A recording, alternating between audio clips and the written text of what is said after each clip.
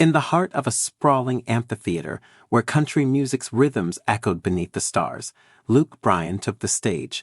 His boots stomped on the wooden floorboards, his guitar gleaming under the spotlight. The crowd roared, a sea of cowboy hats and swaying bodies, all eager for the magic that only live music can bring. But amid the clamor, a small figure stood out. A 5-year-old boy, wide-eyed and clutching a toy guitar, sat perched on his father's shoulders near the front row.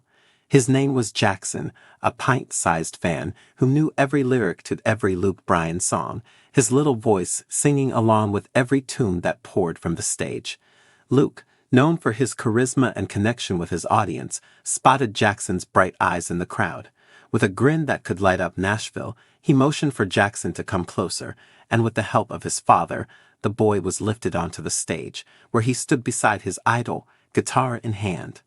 The crowd erupted in cheers and applause, cameras flashing to capture the moment. Luke knelt down, his eyes level with Jackson's, and asked, "You want to sing a song with me, buddy?" Jackson's face lit up like the 4th of July. With a nod that could move mountains, he strummed his toy guitar and launched into the opening chords of "I Got a Beer in My Hand." The audience chuckled and cheered, delighted by the unexpected guest performer. Luke joined in, his deep voice harmonizing with Jackson's high-pitched enthusiasm. Together, they sang about love lost and found, about good times and hard times, their voices blending in a way that seemed almost magical. But then, as they reached the chorus, Luke hesitated. The lyrics, ingrained in his mind from countless performances, suddenly felt out of place. "You're not supposed to say damn," he thought, glancing at Jackson with concern. Yet Jackson didn't miss a beat. With a mischievous grin that mirrored Luke's own, he sang the line loud and clear. "But I got a beer in my hand." The crowd roared with laughter and applause, caught up in the sheer joy of the moment. Luke couldn't help but chuckle. Here was this fearless 5-year-old, breaking all the rules and stealing the show with his infectious enthusiasm. In that instant, Luke made a decision. He wasn't going to stop Jackson from being Jackson.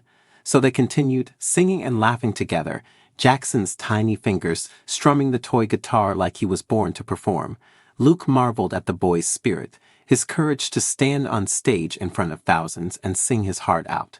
As the song came to an end, Luke wrapped an arm around Jackson's shoulders, the applause thundering around them. "Give it up for Jackson." Luke shouted into the microphone, prompting another wave of cheers. Backstage after the show, Luke found Jackson and his father waiting. Jackson's face was flushed with excitement, his eyes shining brighter than ever. Luke knelt down again, this time with a guitar in hand. "You're something else, buddy," Luke said with a grin. "You really know how to steal the show." Jackson beamed, clutching his toy guitar tightly. "Can I sing with you again someday?" he asked, his voice filled with hope. Luke hustled Jackson's hair gently. "You bet, kiddo. You've got a spot on stage with me anytime you want." And with that promise, Jackson skipped off into the night, his heart soaring with the memory of singing alongside his idol. Luke watched him go, a warmth spreading through his chest. It wasn't just about the music anymore. It was about those moments that transcended lyrics and melodies, connecting people in a way that only music can.